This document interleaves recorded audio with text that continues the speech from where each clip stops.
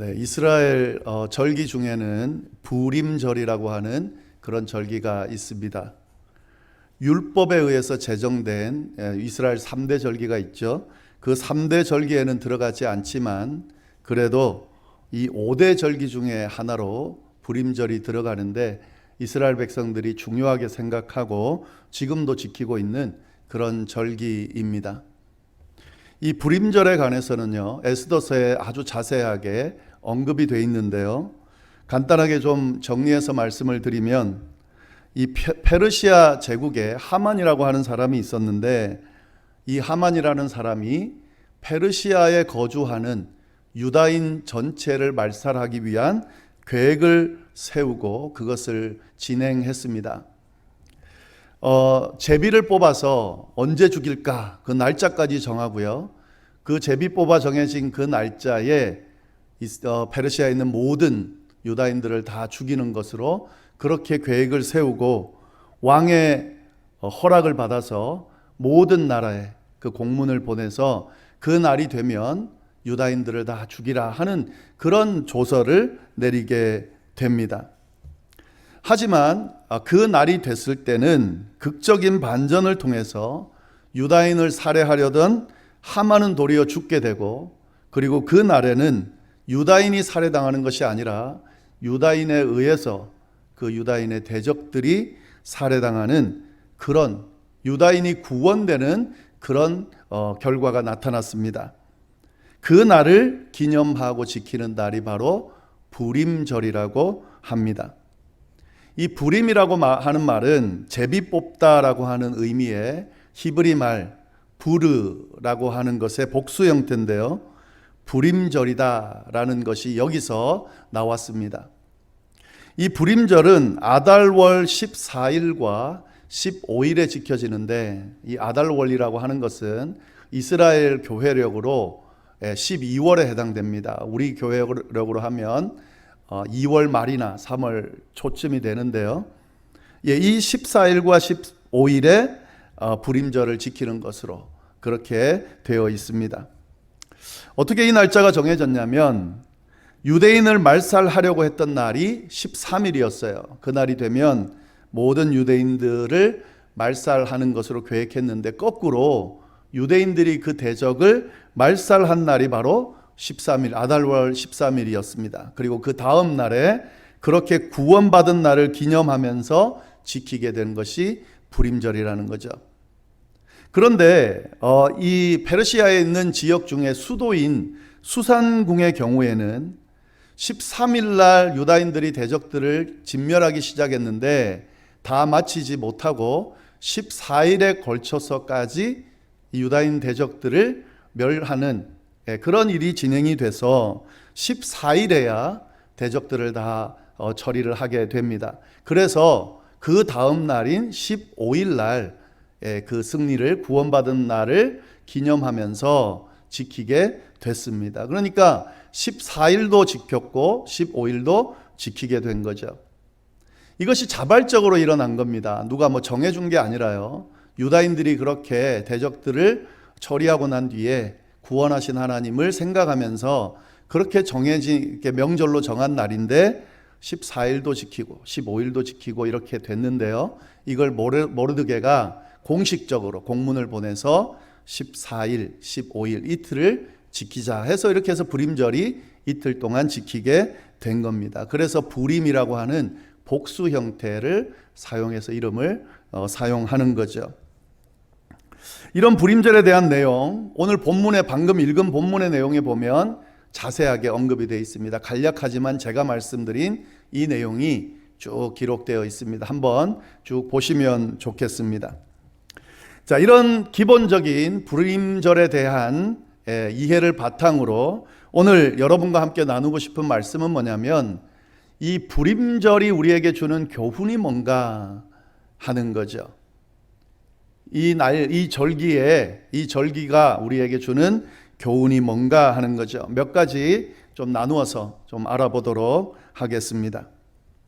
첫 번째로 이 부림절을 통해서 우리가 배울 수 있는 교훈은 뭐냐면 하나님께서 절망 가운데 처한 하나님의 백성들을 건지신다 하는 사실을 우리가 배울 수가 있습니다. 뭐 너무 당연한 거죠. 근데 이 절기에서 말씀하고자 하는 내용이 있다는 거죠. 이 불임절이 가지고 있는 아주 중요한 의미 중에 하나가 뭐냐면, 원래 이 날이 절망의 날이었습니다. 죽음의 날이었습니다. 근데 그 날이 희망의 날로, 승리의 날로, 살게 되는 날로 바뀌었다는 거죠. 이걸 기념하는 거예요.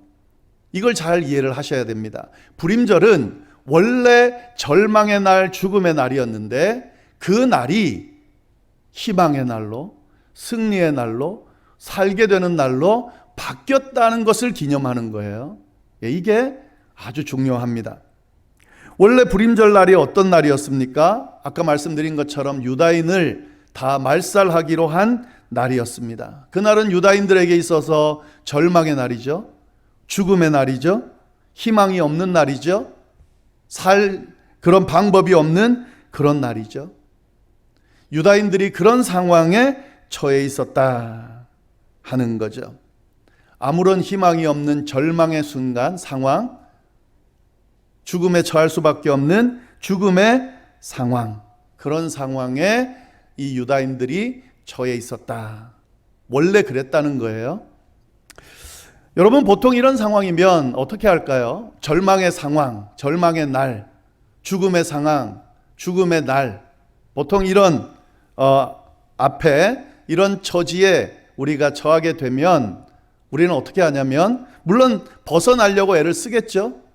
그러나 절망의 순간, 죽음의 순간이라고 하면 그 외에는 어떻게 할 수가 없는 거잖아요. 그 절망의 순간이란 말 자체가 희망이 없는 순간이기 때문에 어떻게 할 수가 없잖아요. 그래서 이런 순간이 되면 포기하게 되는, 어쩔 수 없구나, 그렇게 포기하게 되는 그런 결론을 짓게 되는 것이 보통 이런 상황입니다. 당연한 모습이죠. 절망의 상황, 죽음의 상황이 되면 포기할 수밖에 없는 그런 결론을 내릴 수밖에 없겠죠. 그런데 이 불임절의 의미를 잘 보면 그렇게 결론 짓지 않더라, 그렇게 결론이 나지 않더라 하는 거죠. 그게 우리에게 주는 교훈입니다. 절망의 날인데, 분명히 희망이 없는 절망의 날인데, 분명히 죽음의 날인데 그 날이 절망으로 끝나지 않더라, 그날이 죽음의 날로 끝나지 않더라 하는 거죠. 결론이 그렇게 나더라 하는 거죠. 하나님께서는 하나님의 백성들을 절망의 날, 죽음의 날, 절망의 상황, 죽음의 상황, 그 상태에 그냥 내버려 두지 않는다는 사실을 우리가 이 불임절의 의미를 통해서 잘 깨달을 수 있습니다. 절망 가운데, 죽음 가운데 처해 있는 하나님의 백성들을 하나님이 그냥 두지 않더라는 거죠. 희망이 없는 그날에 희망을 주시고, 승리를 주시고, 죽음의 날에 삶을 허락해 주시더라 하는 거죠. 이것이 불임절이 우리에게 주는 교훈입니다. 하나님의 백성들에게 하나님께서 이렇게 일하시고 다가오신다 하는 거죠. 살아가다 보면 이런 절망의 날에 막달릴 때가 있죠. 이런 죽음의 순간에 직면할 때가 있죠. 야, 진짜 이거 답답하다. 내게 희망이 없구나. 절망적이구나. 이렇게 죽겠구나. 이런 처지에 처할 때가 참 많이 있습니다. 삶을 아마 오래 살면 살수록 그런 상황에 더 많이 처했을 것이라, 그런 상황에 더 많이 직면해 봤을 것이라 그렇게 생각이 드는데요. 믿지 않는 사람들에게는 그 상황이 끝이고 그 상황이 희망이 없는 절망으로 결론 짓는 그런 상황이지만, 믿음의 사람들, 하나님의 백성들에게는 그렇지 않다라고 하는 사실을 오늘 말씀이 이야기해 주고 있다 하는 거죠. 믿음의 사람들에게는 그렇게 끝나지 않는다는 거죠.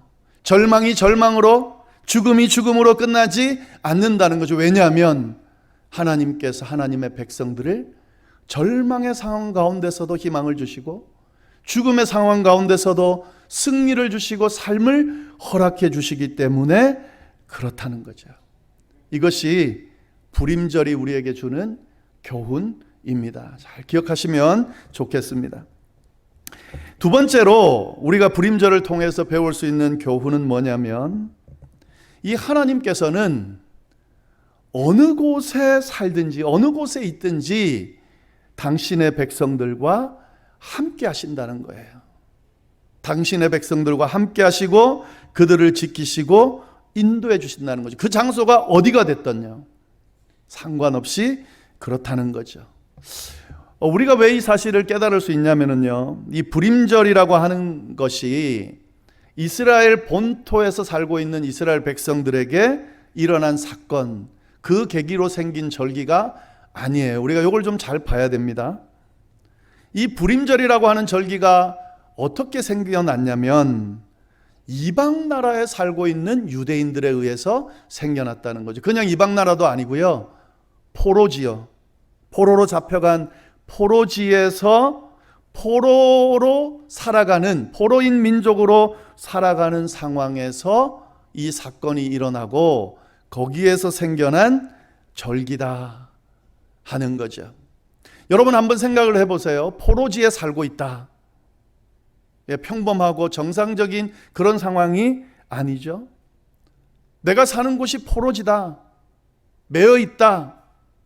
여러분, 그곳은 자유가 없는 곳이고, 또 자유가 있다 하더라도 늘 포로 민족이라고 하는 꼬리표가 따라다닐 수밖에 없는 그런 상황입니다. 어떤 면에서는 그런 곳에 하나님이 계실까 했을 때 하나님이 계시지 않을 것처럼 여겨지는 그런 곳이라는 거죠.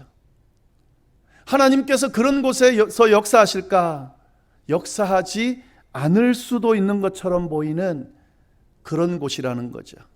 하나님께서 돌보시지 않을 것처럼 보이는 그런 곳이 바로 포로지다 하는 거죠. 근데 그런 곳에서 이런 사건이 일어났다는 거죠. 하나님이 계시지 않는 것 같은, 하나님이 역사하지 않고 돌보지 않는 것 같은 그런 장소에서도 하나님이 역사하셨다 하는 거죠. 하나님께서 지키시고 인도하셨다 하는 거죠. 이것이 불임절을 통해 우리가 깨달을 수 있는 교훈입니다. 살아가다 보면은요, 우리가 그런 상황에 처할 때가 있습니다.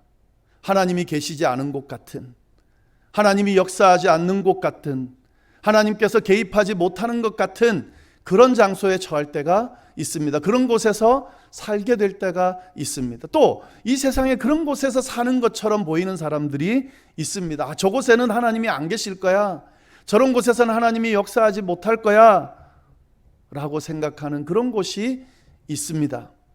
그런데 여러분, 불임절이 우리에게 주는 교훈은 그렇지 않다는 거죠. 하나님은 포로지에도 계시는 분입니다. 하나님은 계시지 않을 것처럼 생각되어지는 그런 곳에도 계시고, 그런 곳에서 하나님의 백성들을 돌보시고 지키시고 인도하신다는 사실을 이 불임절이 우리에게 가르쳐주고 있다는 거죠. 하나님이 계시지 않은 곳은 없습니다. 하나님의 역사가, 하나님의 능력이 미치지 않은 곳은 없습니다. 하나님은 어떤 곳에서도 함께 하시고 어떤 곳에서도 지키시고 인도하신다 하는 거죠. 하나님은 하나님의 백성들을 지키기 위해서 어떤 곳이든 가셔서 어떤 곳에서든 역사하신다는 사실을 이 불임절이 우리에게 알려주고 있다 하는 거죠. 여러분, 이스라엘 백성들이 이 절기를 열심히 잘 지켜요. 율법이 가르쳐 줬기 때문에 그 절기 3대 절기는 잘 지키죠. 절기 중에 그 세 가지 절기가 있잖아요. 칠칠절이 있고 또 초막절이 있고 그 다음에 안식일이 있죠. 오순절, 그런 절기들이 있는데, 그런데 그런 절기들이 이스라엘 민족들을 지키고 그들의 신앙을 인도했지만 특히 이 불임절이 이스라엘 백성들에게 아주 강력하게 역사했을 것이라는 것을 우리가 충분히 알 수가 있습니다. 왜냐하면 이 이스라엘 백성들은 나라를 잃어버리고 흩어져서 살게 됐거든요. 나라 없이 산 민족 중에 가장 두드러진 민족이 바로 이스라엘 민족입니다. 그런데요, 여러분, 이스라엘 민족이 그렇게 흩어져서 디아스포라의 삶을 그렇게 오랜 시간 동안 살았음에도 불구하고 그 어떤 민족보다도 하나 되고 그 어떤 민족보다도 그들의 신앙을 지키고 살아왔다는 거죠. 어떻게 그게 가능했을까? 그 이유 중에 하나가 바로 이 불임절을 기억하고 지켰기 때문이다 라는 거죠. 왜요? 불임절이 어디에서 일어났다 그랬습니까? 포로지에서 일어났다 그랬잖아요. 본토가 아닌 지역에서 일어났다 그랬잖아요. 이 말씀을 보고 이 불임절을 기억하는 이스라엘 백성들이 뭘 기억했겠습니까? 하나님은 이스라엘 본토가 아닌 곳에서도 함께 하시고 역사하시는구나. 하나님께서는 계시지 않는 곳이 없구나. 하나님께서는 어떤 곳에서도 역사하시는구나. 내가 비록 본토를 떠나 타국 땅 디아스포라로 살아가지만 이곳에서도 하나님께서 함께 하시는구나. 나와 함께 하시고 나를 지키시고 돌보시는구나. 나를 이끄시는구나. 이 불임절을 생각하면서 그걸 기억하지 않았겠냐는 거죠. 그래서 그 하나님을 붙들고 그 자리에서 비록 내가 본토에 살고 있지는 못하지만 그 하나님과 함께 동행하면서 그 하나님의 돌보심을 받으면서 살아오지 않았겠냐는 거죠. 그러니까 그들이 그렇게 수많은 지역에 흩어지면서도 하나님을 잃지 않고 하나님을 잊어버리지 않고 그 하나님과 동행하면서 살아올 수 있었다 하는 거죠. 이런 교훈은 오늘 이민 생활을 하는 우리에게도 동일한 은혜를 우리에게 줍니다. 지금 비록 우리가 조국을 떠나 디아스포라의 삶을 살고 있습니다. 우리 나라가 아닌, 우리 민족이 아닌, 언어가 좀 잘 되지 않고 문화도 많이 다른 곳에서 우리가 이 세상에서 살아가고 있습니다. 어떤 면에서는 좀 외로울 수도 있고 어떤 면에서는 좀 답답할 수도 있는 그런 삶을 살아가고 있습니다. 이런 곳에 하나님이 함께 하실까? 네, 하나님이 함께 하십니다. 이런 곳에 하나님이 계실까? 네, 하나님이 계십니다. 이런 곳에서 살아가는 우리를 하나님이 돌보실까? 네, 하나님이 우리를 돌보십니다. 하나님께서 우리를 지키시고 인도하시고 보호하셔서 지금까지 인도해 주셨습니다. 이후에도 그렇게 인도해 주실 겁니다.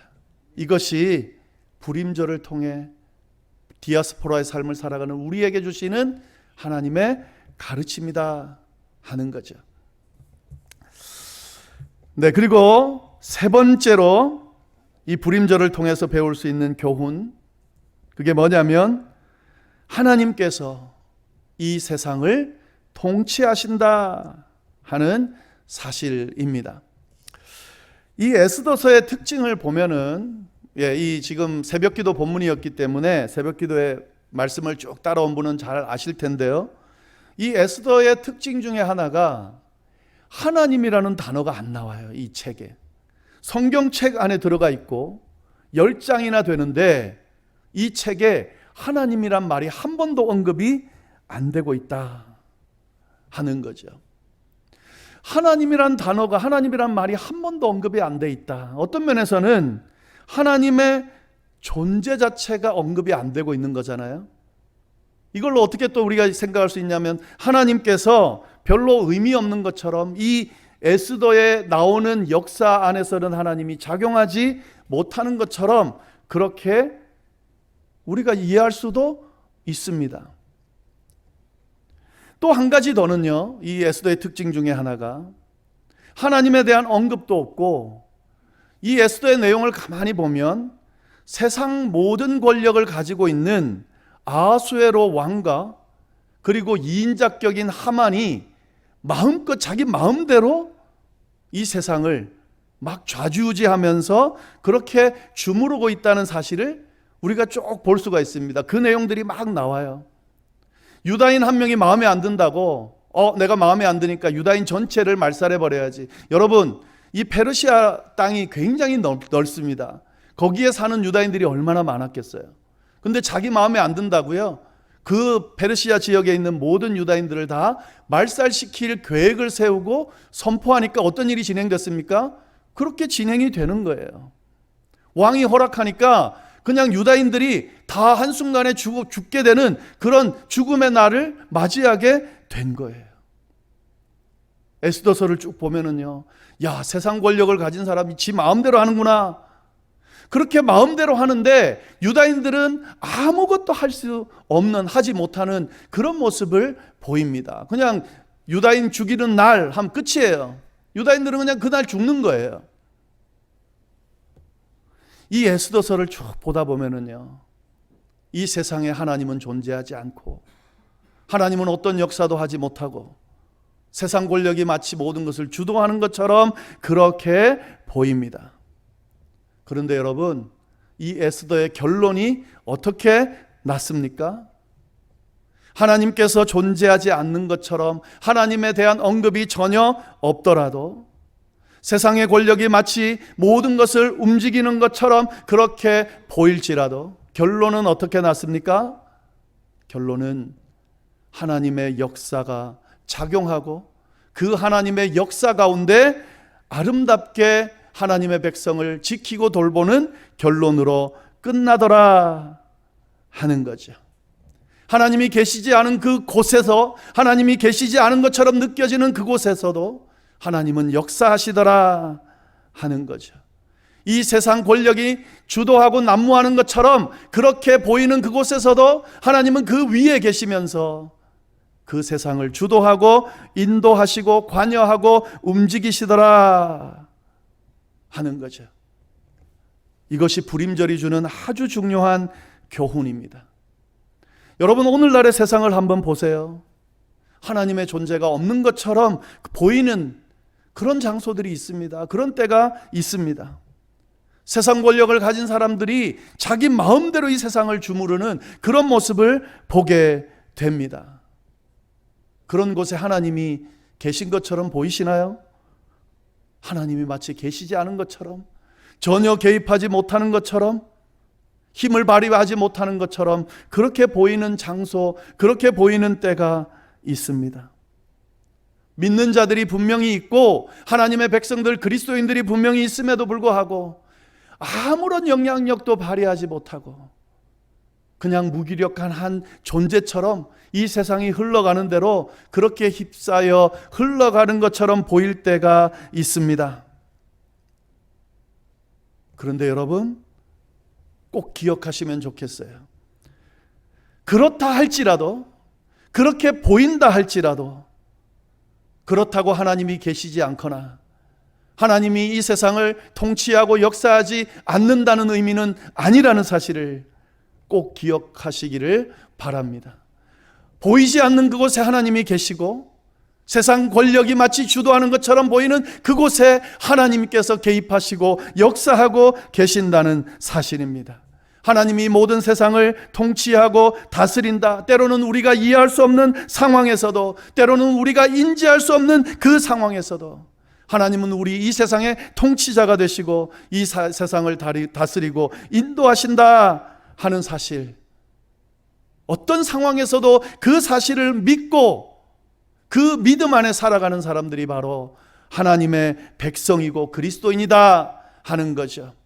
그래서 우리의 기도를 멈추지 않는 거예요. 믿지 않는 사람들이 보기에는 그렇게 기도해봐야 뭐하냐, 그게 무슨 힘이 있냐, 그렇게 말할지 몰라도 우리는 그렇게 믿지 않거든요. 이 세상을 다스리고 통치하시는 분은 하나님이라고 믿기 때문에 그 하나님이 움직이시면 이 세상이 하나님의 통치 속에서 바르게 세워질 거라고 믿기 때문에 그 믿음 가지고 우리가 기도하고 있는 거죠. 이것이 불임절을 통해 우리에게 주시는 교훈이다 하는 거죠.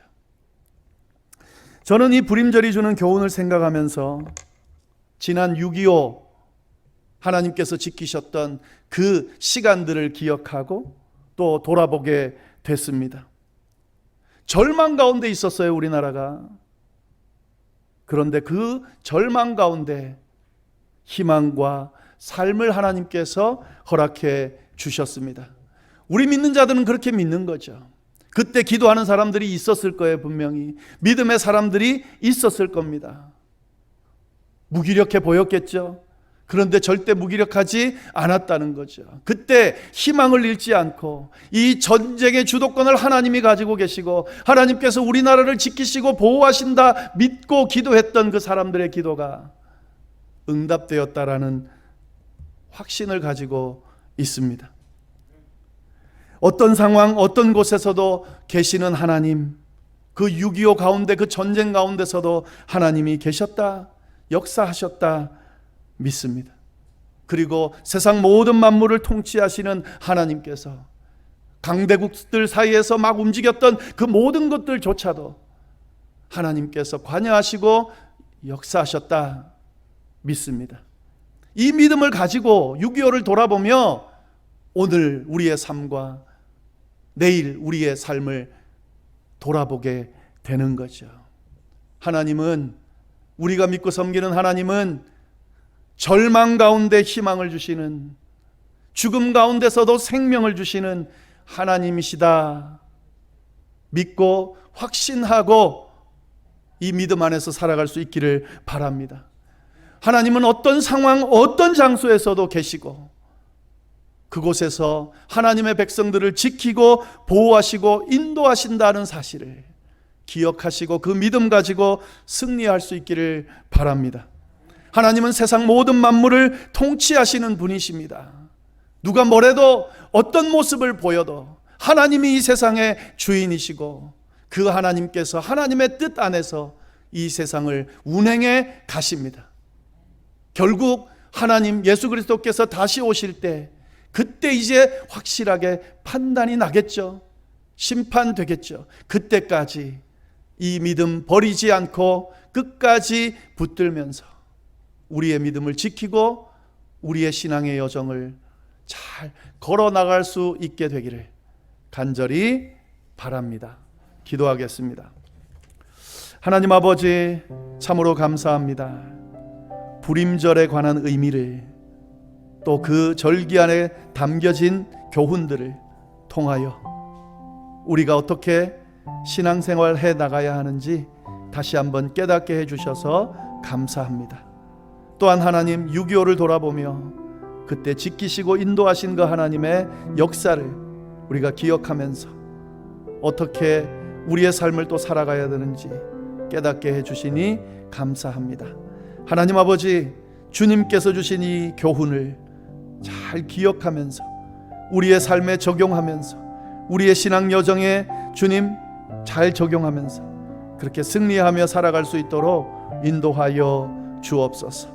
하나님, 혹시 이 자리에 절망 가운데, 죽음 가운데, 답답함 가운데 어찌할 바를 몰라 주님 안절부절하는 그런 하나님의 백성들이 있다면 오늘 이 말씀에 귀 기울이게 하시고 어떤 상황 가운데서도 함께 하시는 하나님, 절망 가운데서도 희망을 주시고 죽음의 순간 가운데서도 승리케 하시며 생명을 허락하시는 그 주님을 바라보면서 그 주님 붙들고 다시 일어설 수 있도록 주여 역사하여 주옵소서.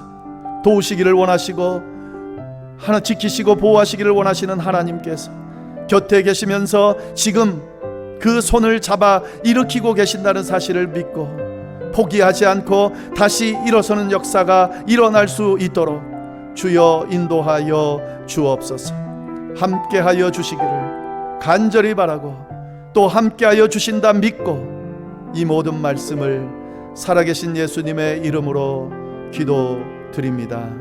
아멘.